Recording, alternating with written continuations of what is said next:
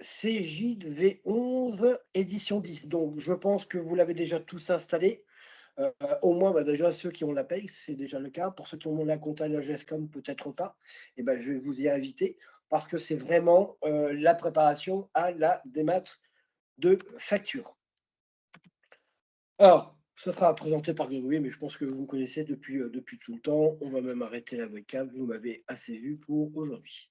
Voilà, donc consultant formateur sur les produits principalement Cégide, compta et finance. Enfin, compta, finance et aussi tout ce qui est gestion commerciale et services. Alors, un petit tour sur extrémité. Donc, nous fêtons nos 24 ans déjà, ça avance, ça avance. Une trentaine de collaborateurs.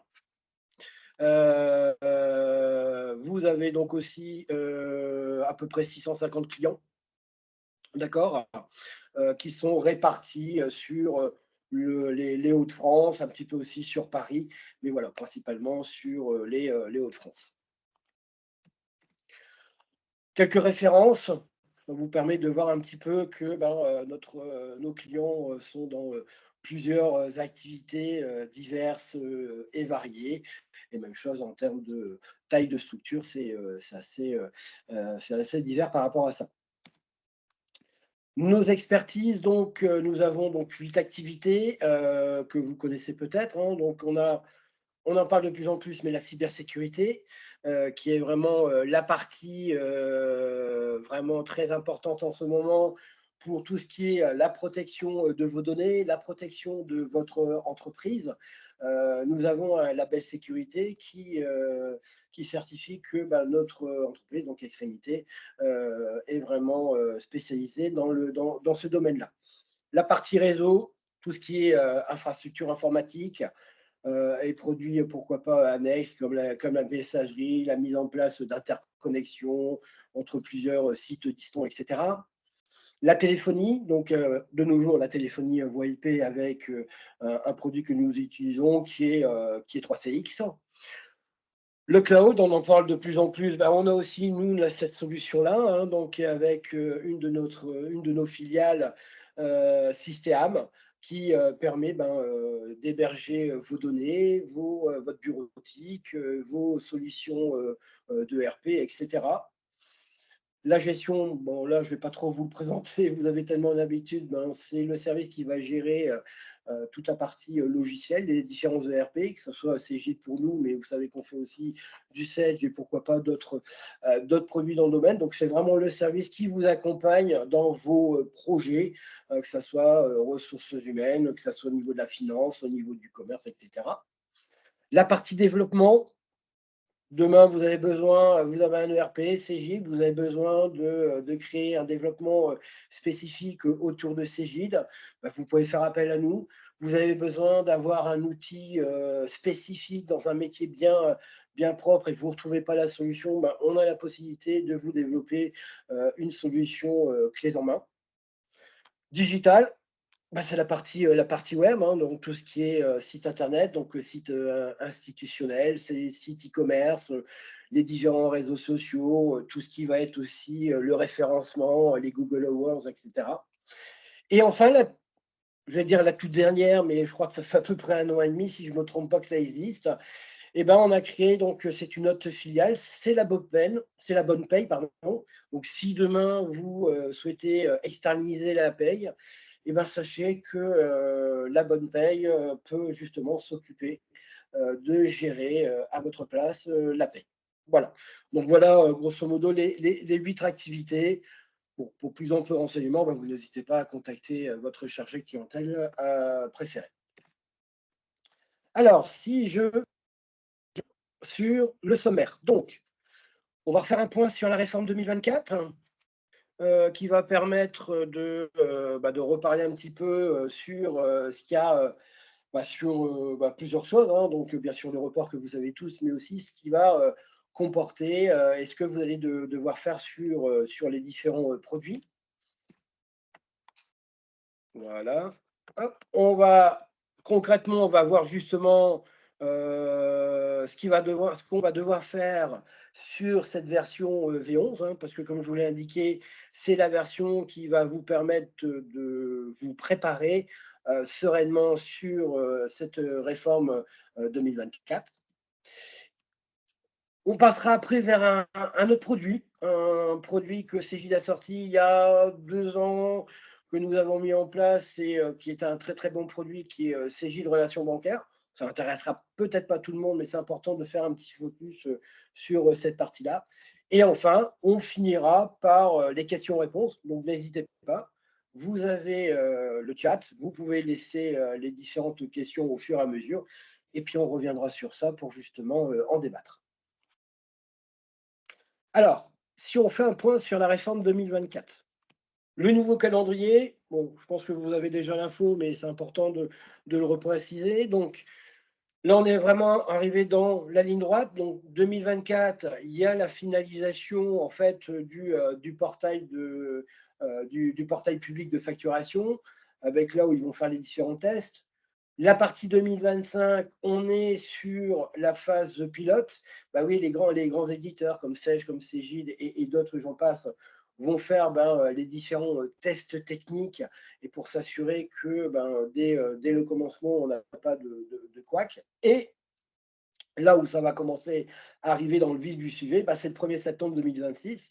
Pourquoi? Parce que ça va être l'obligation pour toutes les grandes entreprises, les entreprises intermédiaires, hein, donc on parle vraiment des entreprises de plus de 250 personnes ou plus de 50 millions de chiffres d'affaires, d'envoyer leurs factures de façon dématérialisée. Donc ça veut dire quoi? Ça veut dire que 1er septembre 2026, vous allez devoir avoir un logiciel permettant de réceptionner leurs factures. 1er septembre 2027, là c'est pour l'ensemble des entreprises PME, TPE, etc., qui vont devoir aussi bien envoyer les factures, leurs factures, donc c'est ce qu'on appelle les flux sortants, et depuis 1 an, seront déjà dans la réception des flux entrants. Donc vous allez me dire, 2026, c'est encore loin, septembre 2026, hein, ça fait quoi? Ça fait à peu près 2 ans et quelques mois. Oui, mais vous allez voir qu'il va y avoir du travail et il vaut mieux s'y atteler maintenant, s'y préparer aussi bien au niveau de l'organisation qu'au niveau des ERP, des logiciels que vous avez à disposition. Et vous allez voir, mais peut-être vous renseigner si vous avez des produits qui ne sont pas des produits de grands éditeurs, s'ils sont capables de répondre à cette réforme de 2024 ou si vous allez devoir, pourquoi pas, passer par un intermédiaire pour respecter cette réforme 2024. Alors, on va recentrer un petit peu, parce que vous avez entendu, on parle de PPF, on parle de PPD, on parle de OD. J'en redonne l'information, même si vous l'avez sûrement, hein. Donc, vous avez le PPF, c'est le portail public de facturation, donc c'est l'État. C'est lui qui va réceptionner, qui va réenvoyer les factures des fournisseurs, etc. Donc, c'est lui qui va être le moteur de la collecte et de l'envoi, et aussi de l'envoi vers nos amis de la DGFiP, hein, de l'administration fiscale. Vous avez donc les PDP, d'accord, hein, qui vont permettre aussi de véhiculer cette information, de compléter l'annuaire. On verra un peu plus dans les fonctionnalités. Et vous avez l'OD, ce qu'on appelle l'opérateur de dématérialisation. Donc, grosso modo, voilà, le PPF, son rôle, c'est réception et mise à disposition des e-invoicing. Donc, c'est lui qui va les réceptionner et qui va les remettre à disposition de l'acheteur. Ça va être le partage de cycles de vie. Ben oui, votre facture, on verra après, mais vous allez retrouver des cycles de vie. Ça va être lui qui va administrer l'annuaire central. Toute société sera dans cet annuaire central, d'accord? Et il va aussi, bien sûr, transmettre le e-reporting vers la DGSIP. Alors, je ne l'ai pas mis en image, mais je le rappelle très rapidement. Le e-invoicing, le e-reporting, alors e-invoicing, vous avez compris, c'est votre facture dématérialisée. Et qu'est-ce qu'on va retrouver dans le e-reporting? Alors, ce qu'il faut savoir, c'est que dans le e-invoicing, c'est simplement de la facture franco-français B2B. Donc on est vraiment euh, facture pardon, totalement d'une entreprise A vers une entreprise B, donc B2B, et uniquement à travers la France. Tout le reste, eh ben, on va le récupérer dans le e-reporting. Donc, ça sera tout ce qui est facture vers du particulier. Ça sera tout ce qui est au niveau de la, si demain vous facturez dans la zone euro, en dehors de la zone euro, des prestations de services, etc. Donc, ce sera tous les éléments qui vont être envoyés donc à la DGFiP et ça permettra de pré-remplir la déclaration de TVA. Voilà, si on fait un petit comparatif entre le e-invoicing et le e-reporting. Alors, si je reviens, donc, lui, le rôle du PDP, donc, c'est réception et mise à disposition, un peu comme le PPF du e-invoicing, d'accord? Avec là une possibilité, et je reviendrai sur ça, de faire ce qu'on appelle la conversion de format. Je reviendrai dans 2 petites secondes sur cette partie-là. Il permettra le PDP de mettre à jour aussi l'annuaire central, d'accord, et de transmettre aussi les données au e-reporting. Et le dernier, qui est l'opérateur de dématérialisation, lui va extraire et intégrer les données provenant de e-invoicing et e-reporting, va uniquement contrôler l'annuaire, va transmettre à une des plateformes, soit il va transmettre directement au portail, donc au PPF ou via un PDP, d'accord? Et grosso modo, tous les éditeurs de solutions de gestion ou les PDP vont jouer ce rôle de transmettre l'information. Alors, la grosse différence entre PDP et OD, parce qu'on va retrouver à peu près la même chose, la première, c'est si l'annuaire doit être mis à jour, il n'y a que le PDP qui va pouvoir mettre à jour l'annuaire via le PPF. L'OD ne fera que de la consultation et de la vérification. Donc, il n'y aura pas de mise à jour. Et la deuxième chose, comme vous savez, quand on doit envoyer une facture en e-invoicing, alors on a 3 formats, mais le format le plus répandu, et vous l'avez entendu parler, c'est le PDF au format FactureX.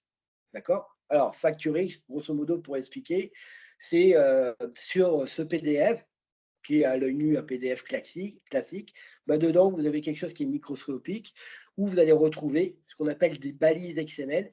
Et là-dedans, chaque balise va correspondre à un champ de votre facture au niveau de l'entête, au niveau des lignes et au niveau du bas de page. Donc, si demain, vous faites des factures et vous avez un outil permettant de générer un PDF au format FactureX, pas de souci, vous allez pouvoir l'envoyer vers la plateforme qui, lui, le transmettra donc vers l'acheteur concerné.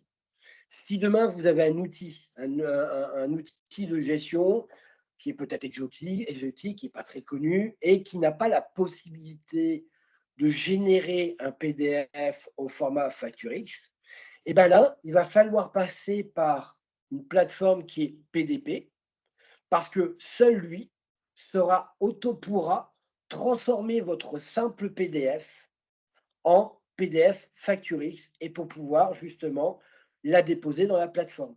Donc, si demain vous avez un outil qui ne peut pas générer de FactureX parce que il n'y a pas le pouvoir de développement sur ce produit-là, c'est pas très très grave. Il va falloir simplement trouver une société qui est PDP et qui pourra transformer votre facture dans le format attendu. Alors, concernant Cégide, ce qu'il faut savoir, c'est que Cégide, lui, a décidé d'être opérateur de dématérialisation, c'est-à-dire la troisième étape. C'est largement suffisant parce qu'il va intégrer la facture au format FactureX, en PDF au format FactureX. Il pourra récupérer les factures provenant de votre fournisseur. Il pourra les transmettre à l'acheteur et pourra faire aussi la transmission au niveau de la DGFiP. Alors, on parle de processus métier, on a parlé tout à l'heure des flux entrants, des flux sortants. Alors, comment ça va se passer au niveau de Cégide? Donc, si on prend les flux sortants, donc On va avoir un système, ce qu'on appelle de paramétrage, qui va permettre d'identifier, d'authentifier les plateformes, parce que vous avez des clients qui vont devoir travailler avec une plateforme PDP parce qu'ils n'ont pas les moyens, etc. Donc, il va avoir cette notion-là, parce que le client va choisir sa méthode de dématérialisation. Au niveau de la génération de la pièce, l'outil Cegid va réceptionner donc une facture au format FactureX. Donc, on en fait un envoi vers l'OD de Cegid qui, lui, va en récupérer. Il va, dans un cycle de vie, vérifier que cette facture est bien conforme. Et là, on verra après le cycle de vie, mais vous avez deux choix. Soit elle est conforme par rapport à ce qui a été défini, elle sera acceptée, soit elle ne sera pas conforme et elle sera refusée automatiquement. Et dès l'instant qu'elle est refusée, on s'arrête à cette étape-là. À partir de là, donc, si la facture elle est correcte, elle sera réceptionnée dans le produit Cegid. Et on aura aussi la possibilité de générer ce qu'on appelle les flux 8 et les flux 9. Alors, flux 8 et flux 9, ce sont les flux qui sont destinés à la partie e-reporting, que ce soit au niveau au niveau du ce que j'avais dit, des pays étrangers, donc que ce soit tout ce qui est l'intracommunautaire ou tout ce qui va être lié aussi avec du particulier. Donc, le DCI va réceptionner la facture si elle est conforme, d'accord, soit à destination d'un PPF, soit à destination d'un PDP, ça dépend comment le fournisseur a décidé de faire son envoi, va gérer donc ce cycle de vie, et comme la facture elle est conforme, vous la réceptionnez, et là on va avoir ce qu'on appelle une automatisation de l'écriture comptable directement dans Cegid. Donc on aura votre facture réceptionnée, l'écriture comptable sera déjà inscrite dans votre logiciel de comptabilité. Si on part au niveau des flux, des flux entrants, donc là, voilà, des flux entrants, pardon, donc là, on va réceptionner les factures, etc. Donc, on va retrouver le même système, c'est-à-dire que il y a une vérification obligatoirement que tout soit conforme par rapport à ce qui a été demandé au niveau du format FactureX. Et dès l'instant, de toute façon, aussi bien en entrant qu'en sortant, si quelque part elle n'est pas conforme, elle sera rejetée automatiquement et vous aurez la notification.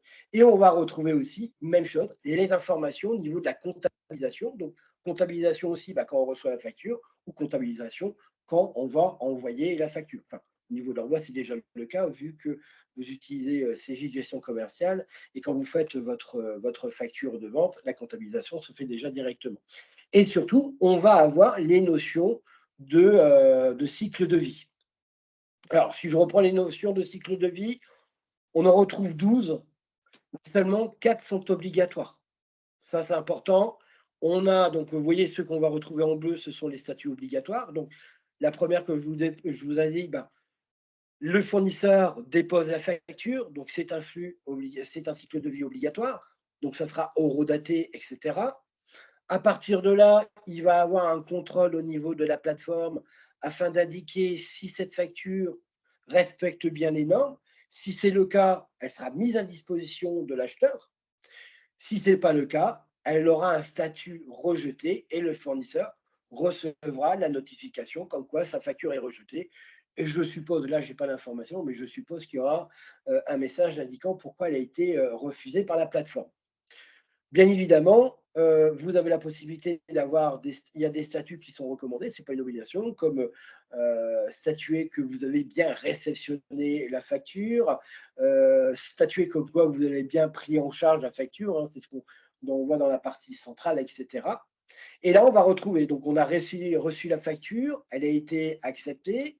On peut mettre un statut en disant, voilà, j'ai pris en charge votre facture pour la mise en paiement. Et dans le circuit de validation, je pourrais, si je le souhaite, indiquer la facture elle est complète, ou la facture elle est suspendue pour tel motif, ou elle est en litige pour tel motif, ou elle est approuvée. Et là, à ce niveau-là, on part sur le cheminement du paiement. Donc, les 4 notions qui sont obligatoires, comme vous voyez sur le tableau, c'est Le déposer, rejeter, ça, vous avez vu. Alors ça, c'est pas vous qui allez gérer, hein, ça va se faire automatiquement dès l'instant que je vais faire envoyer ma facture et dès l'instant que la plateforme va la recevoir, c'est lui qui va gérer automatiquement le cycle de vie. Par contre, au niveau d'un des cycles qui est le refusé, eh ben, c'est vous qu'à un moment donné, dire bah, si je dis que cette facture, je la mets en litige, eh ben, elle sera refusée. Et donc, à partir de là, l'information va remonter au niveau du fournisseur en disant qu'elle est refusée. Et là, je suppose aussi avec un motif à ce niveau-là. Et enfin, dernière chose, un des statuts obligatoires, ben, lorsque vous allez faire le paiement et lorsque le fournisseur va réceptionner votre paiement, eh ben, on va avoir un statut encaissé indiquant que oui, nous avons bien réceptionné le paiement de la facture que je vous ai envoyée et que vous avez décidé de passer. Donc voilà, donc grosso modo, cycle de vie, on en a 4, déposer, rejeter, refuser, encaisser. Et après, on va avoir des statuts qui sont recommandés pour avoir peut-être un meilleur suivi et d'autres où c'est totalement libre à vous de décider si vous souhaitez le faire ou pas. Alors, que faire dès 2024 pour s'y préparer? Eh bien, oui, vous allez avoir un petit peu de travail. Alors, le premier, c'est ce qu'on appelle faire un audit de votre système d'information. Donc, un, quand je dis faire un audit, c'est quels sont les services qui vont s'occuper de faire la facturation. Ben oui, la facturation peut être faite par le service SAV, peut être fait par les commerciaux qui font eux-mêmes les transformations en facture, peut être fait par d'autres services. Quels outils vous utilisez pour faire la facturation?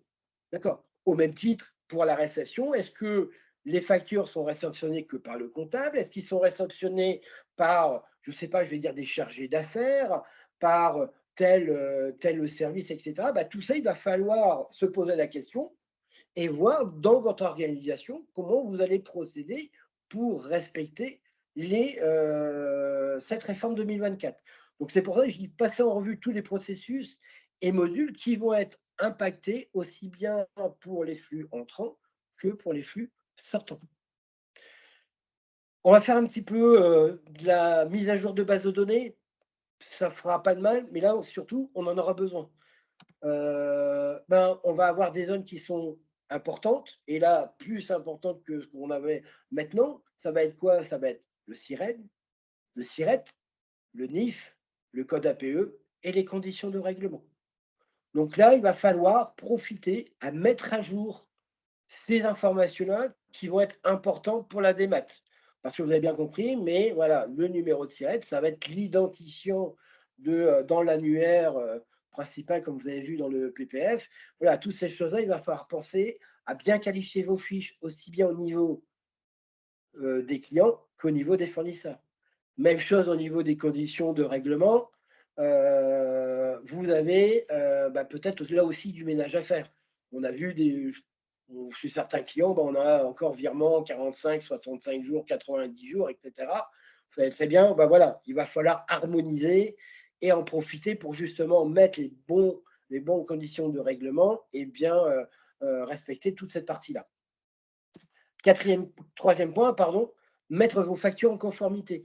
Oui, au niveau de vos factures, il va falloir retravailler les formats. Pourquoi? Parce qu'on va devoir ajouter des mentions obligatoires. Un, le numéro de sirène. Donc, il va falloir ajouter le numéro de sirène de votre client. Deux, si vous facturez un client dont l'adresse de livraison n'est pas l'adresse principale, il faudra faire figurer sur la facture l'adresse oui principale de la facture et l'adresse de livraison si celle-ci n'est pas identique. Et donc là, bien évidemment, refaire vos modèles de facture, vos modèles d'avoir, et uniquement cela, on ne demande pas de retravailler sur les modèles de commande, etc. Mais il va falloir prévoir si demain vous facturez un client et qu'on n'a pas livré au même endroit. On va devoir aussi faire figurer une autre mention. Est-ce que la facture est une facture de bien? Est-ce que c'est une facture de service? Ou est-ce que c'est une facture où je retrouve les deux, les biens et les services? Et enfin, la dernière notion, c'est le paiement de la taxe d'après des débits si le prestataire a opté pour celui-ci. Et dernière petite chose, on ne pourra plus attendre. Alors ceux qui ont la paye, vous n'attendez pas, vous êtes obligés de mettre la mise à jour et au moins, si vous avez la compta, vous avez la GESCOM, bah, si elle est déjà à jour. Mais si vous n'avez que la compta ou la compta et la gestion commerciale, on ne peut plus attendre pour mettre à jour. Parce que, bah voilà, là, vous avez la V10, enfin, la V11 édition 10 qui comporte déjà certaines zones pour la démat de facture. Et ben, les prochaines mises à jour, vous allez retrouver des nouveaux éléments qui vont faire partie de cette réforme 2024. Et donc là, moi, je vous invite, c'est d'être le plus rigoureux possible dans la mise en place de ces mises à jour. D'accord? Alors, voilà, c'est pour être en conformité. Donc, on a l'édition, on a le patch 1 qui va sortir en juin 2024 et l'édition 11 qui sortira donc en décembre 2024 et vu l'information que j'ai, le format au FactureX, au PDF, enfin le format PDF ou au format FactureX, qui n'est pas encore disponible sur Cegid, sera disponible en principe, si tout va bien, en fin d'année, donc dans l'édition 11. Donc à partir de l'édition 11, vous aurez la possibilité de faire des factures PDF au format FactureX. Alors, concrètement, sur Cegid V11 édition 10, qu'est-ce que je vais devoir faire? Alors, première partie, on va parler sur la comptabilité. On va devoir mettre en conformité les fiches tiers, donc les clients, les fournisseurs. De vérifier les zones obligatoires que je veux vous dire au préalable, sirène, sirette, NIF, etc. Faire une épuration des conditions de règlement et supprimer ceux qui ne sont plus utilisés, on en profite, et peut-être ceux qui ne sont plus autorisés, d'accord? Et vérifier et compléter les codes ISO. Alors, les codes ISO, c'est des codes c'est des codes internationaux. Vous les retrouvez pour les devises, vous les retrouvez pour les pays, etc. Et ça, il va falloir justement les renseigner si ceux-là ne sont pas renseignés. Alors, si on va concrètement sur Cegid, donc, si je vais dans Cegid comptabilité, vous avez peut-être fait attention pour ceux qui ont installé la V10 ou peut-être pas du tout. Ce qu'il faut savoir, c'est que la structure des données va se faire pas dans la gestion commerciale, mais directement dans la comptabilité. C'est la comptabilité qui sera le cœur du système au niveau de tout ce qui est codification des coordonnées du client ou du fournisseur. Donc, si je vais dans les comptes auxiliaires, pour ceux qui ont la comptabilité, j'expliquerai après pour ceux qui n'ont pas la comptabilité, on ne peut avoir que la gestion commerciale, comment il faut faire. Donc, si vous allez rechercher, par exemple, allez, un client sur Nantes, vous avez donc ici les coordonnées, donc ça n'a pas changé. Et juste en dessous, là, ici, vous allez retrouver les coordonnées, mais structurées, sur lesquelles je vais avoir le numéro de la voie. Vous allez retrouver, si c'est bis, terre, etc., le type de voie et le nom de la voie. Donc concrètement, si je vais rechercher, allez, on va prendre un tiers pour lequel je n'ai pas encore travaillé dessus. Donc, vous allez devoir renseigner ces zones-là. Alors, si on le fait de façon manuelle, je sélectionne l'adresse, je fais un copier, je fais un coller, et j'ai une petite touche magique qui me permet, de restructurer mon adresse en mettant bien le 19 dans le numéro de voie et la rue dans le type de voie. Alors ça, c'est de façon manuelle. Bien évidemment, je vous rassure, il y a un automatisme possible et on va voir ça dans quelques instants. Bien évidemment, vérifier les informations comme le code NIF, comme le code SIRET, le code NAF. Dans la gestion commerciale, je vous montrerai, il faudra vérifier aussi, ça c'est important. D'accord?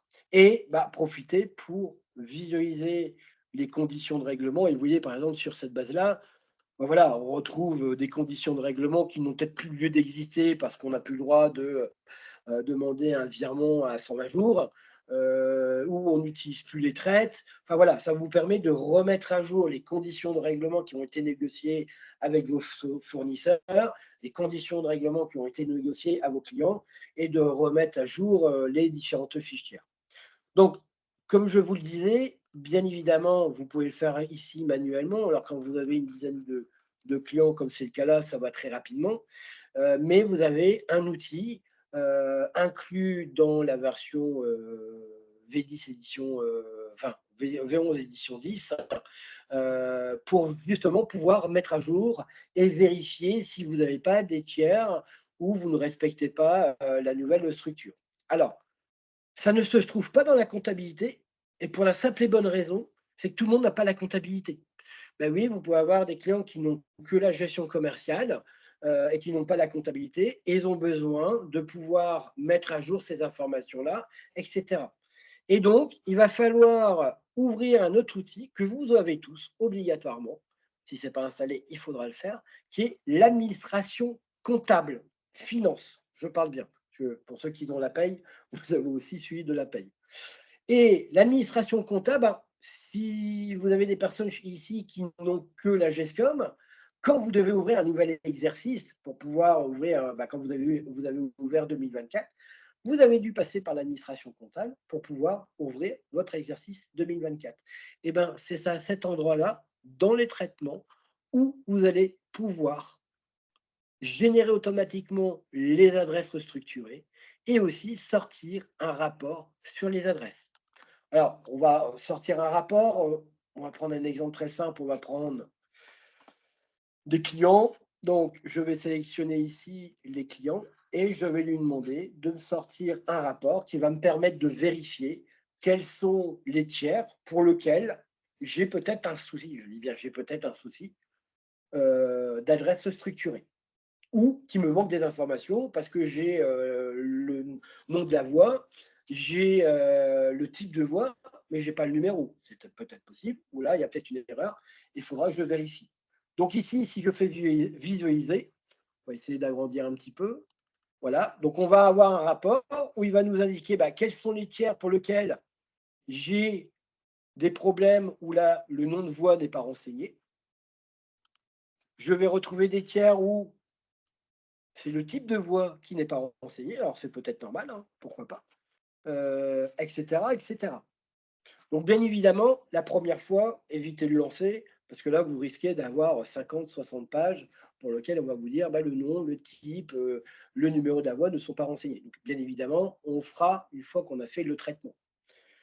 Donc, vous avez la possibilité, donc comme je vous le disais ici dans la génération, et moi je vous conseille de faire comme ça dans un premier temps, et après de sortir un état pour voir si j'ai pas des couacs quelque part, et ben, je vais dans ma génération, je vais sélectionner, bah, là pour l'exemple, vous voyez, je vais sélectionner les clients, j'ai un certain nombre de clients, et vous voyez, bah, j'ai déjà commencé un petit peu, parce que bah, ce n'est pas la première fois que je le montre, mais par exemple, vous voyez, ces clients-là, je n'ai pas l'information sur la structure, d'accord? Donc, les adresses structurées ne sont pas renseignées. Donc, il suffit simplement de sélectionner les tiers que je souhaite automatiser, ou sinon, je peux dire, je le prends tout d'un coup, d'accord? Et je demande à lancer le traitement. Donc là, on va prendre ces quatre-là, et je vais lui dire, bah, lance-moi le traitement. Donc là, il vous dit, vous venez d'alimenter des nouveaux champs pour avoir des adresses structurées. Nous vous invitons maintenant à contrôler celui-ci en utilisant justement le rapport sur les adresses tiers. Donc là, il vous a restructuré. Donc vous voyez, par exemple, on va prendre celui-là. Donc on avait une adresse qui était 19 rue Nationale. Et donc là, on s'aperçoit qu'il a bien restructuré et qu'il a mis dans les bonnes zones. Alors, là où vous risquez peut-être d'être embêté, c'est si demain on a mis boulevard BD ou BLD, etc. Alors, j'ai déjà vu, il a réussi à le retrouver, mais vous pourrez avoir voilà, quelques dysfonctionnements parce que ben, pour lui, BD, il ne le reconnaît pas. Et donc là, il va falloir le modifier à la main. Au même titre, on ne travaille que sur l'adresse 1. C'est-à-dire que si on adresse 1, vous avez renseigné, je ne sais pas, zone industrielle, pardon, la ZAC, etc., etc., Là, il va falloir aussi changer votre fusil d'épaule parce que c'est la première adresse qui est reprise au niveau de l'adresse restructurée. D'accord? Voilà, donc cet outil-là, vous lancez le traitement et puis ensuite, ben, simplement lancer le rapport et ça vous permettra de voir si il reste encore quelques fichières à retravailler. Ça sera beaucoup plus simple pour mettre à jour vos fiches. Donc ça, c'est déjà dans le module. Pour ceux qui ont installé le produit, c'est déjà activé. Vous n'avez plus besoin que d'aller dans administration comptable. D'accord? Alors, si je reviens aussi sur un comptage, je vous ai dit tout à l'heure, mais ce qui est très important, c'est de vérifier les conditions de règlement et les codes ISO. Donc ça, vous allez les retrouver dans ce qu'on appelle paramètres société, société, table libre, table, pardon. Hop. Vous allez retrouver les pays. Et donc là, si vous travaillez avec des pays étrangers, bien vérifier que pour chaque pays, vous avez bien renseigné le code ISO. D'accord? De bien vérifier aussi que pour les devises, surtout si vous travaillez avec des devises différentes, de bien renseigner le code ISO ici pour chaque pays, d'accord? Et bah, les conditions de règlement, de faire un peu du ménage et de simplement d'utiliser que ceux dont vous avez besoin. Et ça sera la bonne occasion pour faire du ménage sur ces notions-là. Donc là aussi, ce qui est très, très important aussi, c'est après de voir avec vos différents collaborateurs qui sont en charge de mettre à jour les adresses, de mettre à jour ces informations, de bien les former pour que maintenant, ils renseignent les adresses, ils renseignent les zones obligatoires comme le NIF, etc., et qu'ils prennent le pli. Parce que le but, c'est justement, vous avez 2 ans et demi pour bien qualifier les fiches, pour bien mettre tout en bonne et due forme, parce que peut-être dans la prochaine mise à jour, on vous demandera de mettre d'autres zones de façon structurée, etc. Donc autant le faire au fur et à mesure. Si je viens dans la... Donc ça, c'est ce qu'on disait tout à l'heure. Donc hop, on va revenir ici, donc mettre en conformité. Dans la partie trade et services, donc ceux qui ont la gestion commerciale ou la gestion d'affaires, donc là, vérifier que le régime fiscal du tiers correspond bien à son réel régime fiscal, donc on verra où c'est, et surtout de vérifier et de compléter les modèles de pièces. Donc concrètement, dans la GESCOM, hop, si je reviens dans la GESCOM, vérifier si on va chercher par exemple un tiers, c'est de vérifier qu'au niveau du client ou qu'au niveau du fournisseur, le régime fiscal est bien renseigné et que ce soit bien le bon. Ça, c'est important aussi à préciser. Et j'explique bien, mais si demain, pour X ou Y raison, un client qui est en régime fiscal France et que pour une facture, à proprement dite, elle ne doit pas être en régime fiscal, mais elle doit être en exonéré ou dans un autre régime, vous la modifiez directement dans la pièce commerciale avec le fameux contrôle R, qui vous permet de modifier le régime fiscal, mais uniquement pour la pièce concernée. Sinon, ici, dans la GESCOM, dans les conditions, on vérifie bien que le régime fiscal est bien renseigné. D'accord?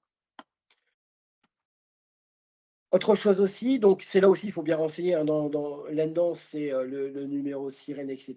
Et enfin, dernière chose, c'est au niveau de votre facture. Donc, si je prends la facture, alors je ne sais pas si tout le monde l'a vu, mais vous allez voir que quand vous allez faire une facture ou quand vous allez faire un avoir, il y a une nouvelle zone qui vient d'apparaître, qui est la catégorie de facturation.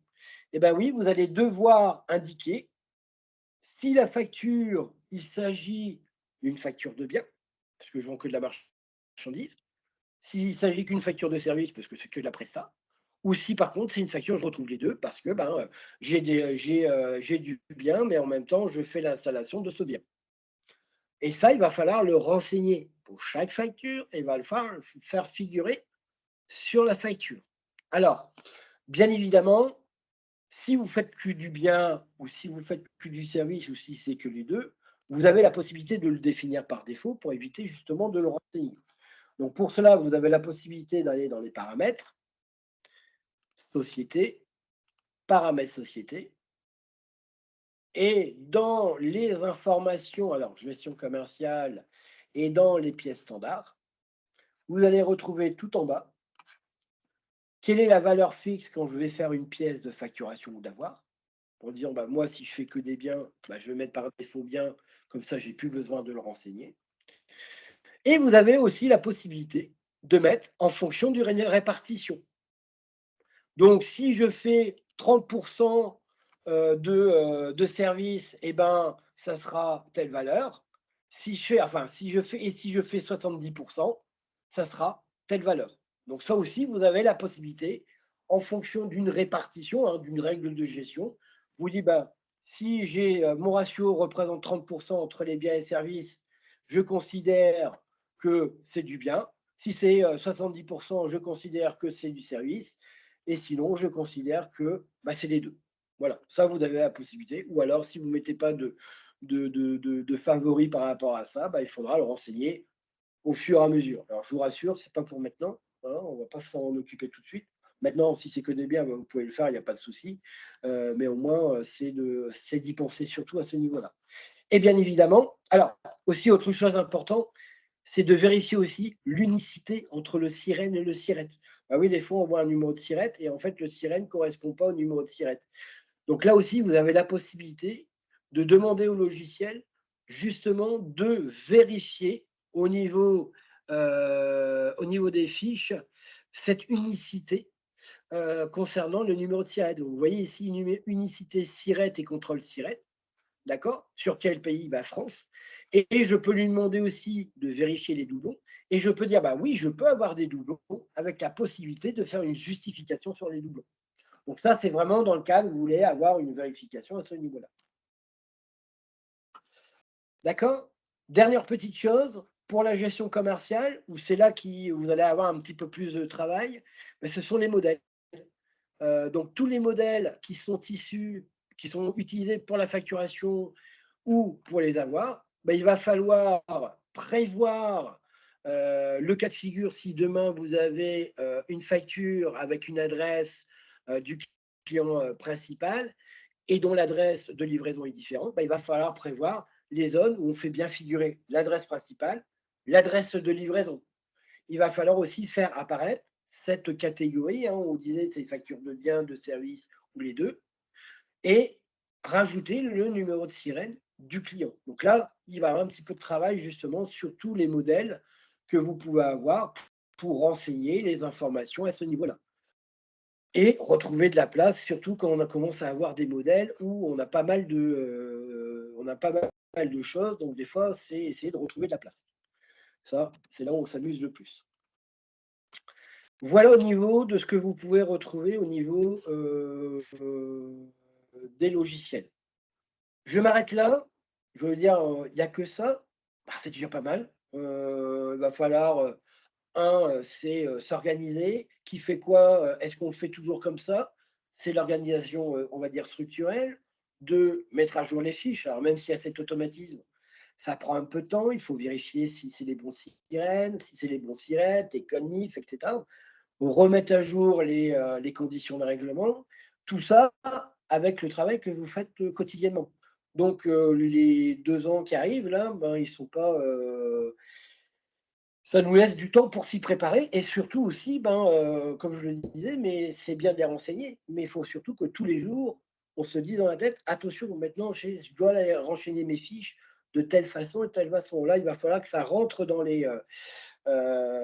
ça rentre pour tout le monde pour que justement on n'ait pas de couac et que ben, voilà, on a fait un travail au préalable et puis 6 mois après, on s'aperçoit que tout le monde a créé les fiches n'importe comment.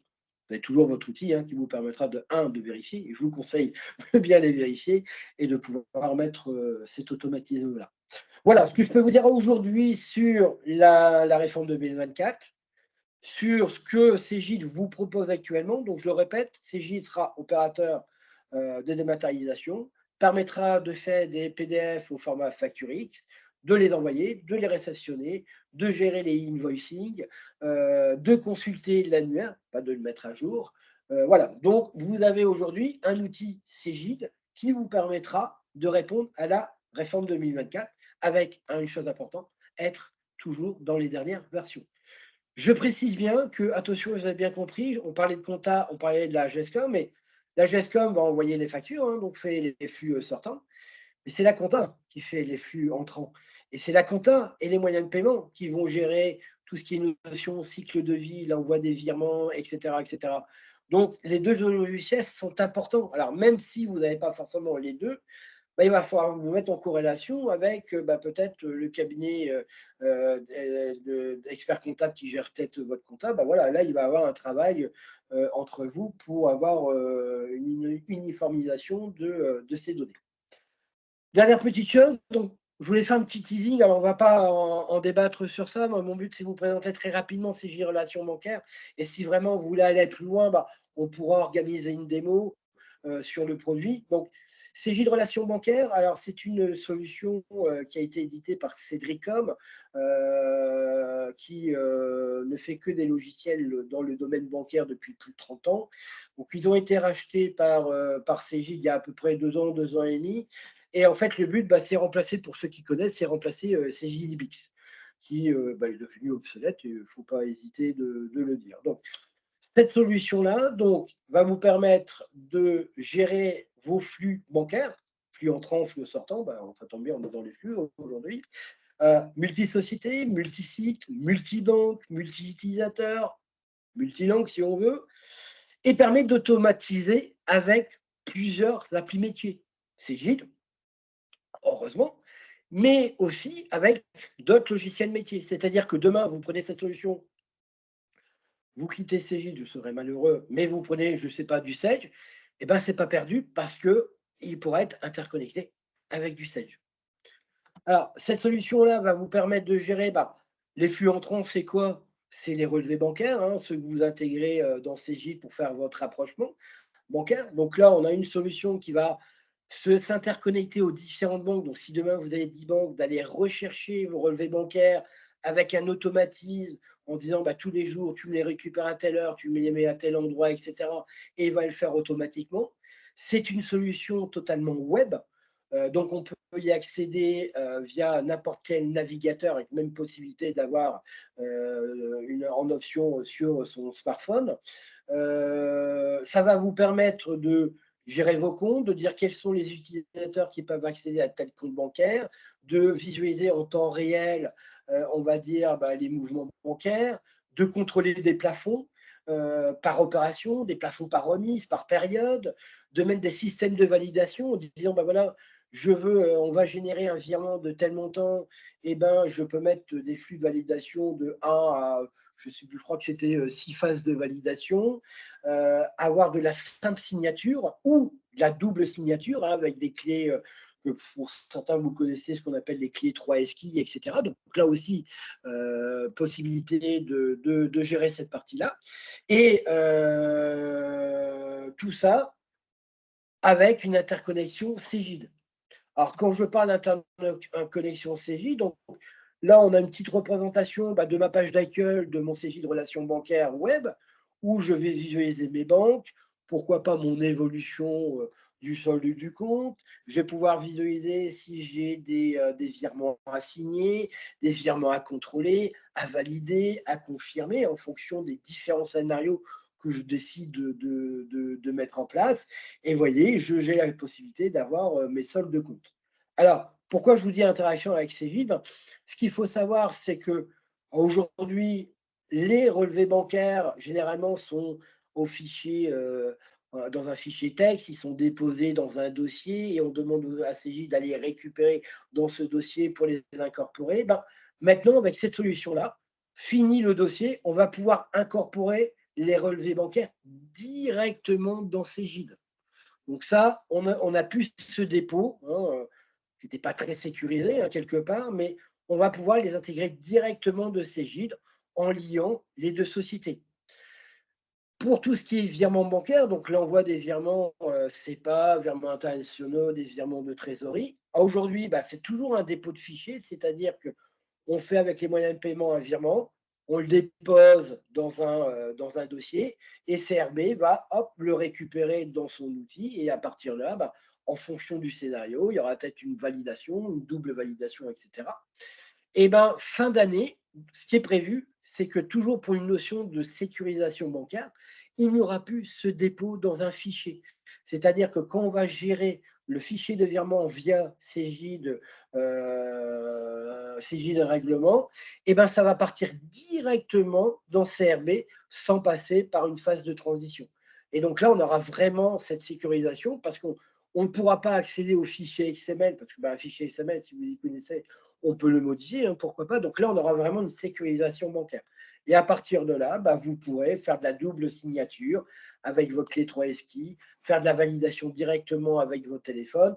Et ce qui est prévu, hein, mais là, je n'ai pas de date, je ne peux pas vous confirmer, mais ce qui est prévu aussi, c'est qu'on puisse faire de la double signature avec son smartphone. Si demain, on n'est pas au bureau, qu'on n'a pas sa clé 3SKI sous le coude, on pourrait faire une signature directement. Alors, bien évidemment, CRB, donc là, c'est une communication bancaire avec CGID, mais rien ne vous empêche d'aller dans CRB, de créer, si vous avez le droit, un virement bancaire, parce que je dois faire un virement bancaire d'urgence sans passer par le logiciel, vous avez la possibilité. Vous avez la possibilité d'avoir des automatismes. Il garde, de mémoire, il garde 12 mois de relevé glissant. D'accord? Donc, il va garder 12 mois de relevé glissant et on va avoir surtout une traçabilité de tous les mouvements bancaires. C'est-à-dire qu'un mouvement qui est arrivé dans CRB, on va savoir qui l'a traité, qui a validé la phase 1, qui a validé la phase 2, qui a validé la phase 3, etc., etc. Donc, on va avoir cette traçabilité de mouvements bancaires. Voilà, je vais m'arrêter là parce que il faudrait rentrer plus dans le sujet, mais voilà, demain, si ça vous intéresse, vous contactez donc votre chargé d'affaires et on pourra, pourquoi pas, organiser un petit rendez-vous, vous présenter le produit, voir un peu ce que vous avez besoin pour gérer vos flux bancaires, etc. Bon, voilà, n'hésitez pas, vous contactez vos chargés préférés et puis à partir de là, on organisera un petit rendez-vous. Voilà, et il reste 10 minutes, c'est pas trop mal, je pense. Ouais, c'est ça. Il reste 10, 5, 6 minutes, j'avance, 10 minutes, j'exagère. Voilà, je ne sais pas si vous avez, moi j'ai fini de vous présenter, je ne sais pas si vous avez des questions. Je vais en profiter, je vais regarder le chat, vous m'excuserez, mais ça, je ne l'avais pas encore fait. Alors, je vais simplement, non, je vais laisser le partage et je vais regarder si dans le chat j'ai des questions. Ou alors, si Samuel peut m'aider, s'il voit des questions, c'est plus simple. Oui, Grégory. Oui, voilà, je t'entends, merci. On avait une question de monsieur de Magnaville. La question a été posée, je pense, quand tu parlais de la RFE, de mémoire. Alors, c'est ça, je crois, la question. Est-ce que dans le futur, il ne restera que les champs structurés et les adresses disparaîtront? Alors, je pense que oui. Alors là, pourquoi ils ne disparaissent pas? À un moment donné, il va falloir compléter les champs structurés. Je n'ai pas l'info, mais je pense que oui, à un moment donné, on aura au moins les champs, on aura les champs structurés. Alors, est-ce que l'adresse 2, adresse 3 disparaîtront? Peut-être pas, parce qu'il y a des moments où on a besoin, mais surtout, vous avez bien compris, mais quand vous faites des livraisons dans des dépôts différents, on a besoin de gérer des fois des adresses 2, des adresses 3. Mais au moins, pour la transmission des factures, on n'aura qu'après que les adresses restructurées. Mais pour l'instant, ils sont encore là parce que on a besoin de les mettre à jour. Alors, est-ce que vous avez d'autres questions? Oui, j'en avais une autre. Oui, je vous écoute. Est-ce que Facturix vérifiera que la facture que l'on produit est conforme? Oui, alors justement, donc le PDF en format Facturix, donc ce que je disais, en fait, dedans, en fait, vous avez des balises XML, hein, c'est microscopique. Lui, la plateforme, il sait lire les Facturix. Et donc, s'il y a une non-conformité, cette facture va être rejetée. Au même titre, si demain, vous envoyez un PDF, un simple PDF qui n'est pas au format Facturix ou dans un des deux autres formats, obligatoirement, la plateforme va la refuser. Et donc, la plateforme va la refuser. Vous, en tant qu'envoyeur, vous allez recevoir une notification comme quoi elle est refusée. Et la personne qui devait l'entreprise qui devait le recevoir ne verra rien passer. Tout à fait. C'est pour ça que. Mais est-ce que quand CGID la produit, déjà là, il nous dit que c'est bon ou que c'est pas bon? Si CGID fait une facture en format Facturix, déjà structurellement, elle sera bonne. Il y aura bien tous obligatoirement. les champs qu'il faut bien remplis. Alors après, bah non, si demain vous n'avez pas renseigné des champs qui sont obligatoires, elle risque d'être refusée.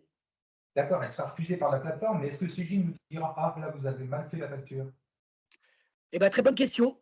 Il faut attendre que ça arrive. Là, pour l'instant, je ne peux pas, vu qu'elle n'arrivera qu'en fin d'année, D'accord. je ne sais pas s'il va y avoir un contrôle avant l'envoi. Peut-être que oui, hein, mais là, pour l'instant, c'est un peu trop tôt. Je suis impatient. Je comprends l'impatience d'être à la débat. Est-ce qu'il y a d'autres questions? N'hésitez pas, hein, parce que j'ai été peut-être un peu vite dans les présentations, mais enfin, il nous reste encore quelques minutes. Si vous avez des questions, n'hésitez pas avec le chat ou vous pouvez avec le micro ou alors vous revenez un peu plus tard par la suite pour les questions, hein, il n'y a aucun souci.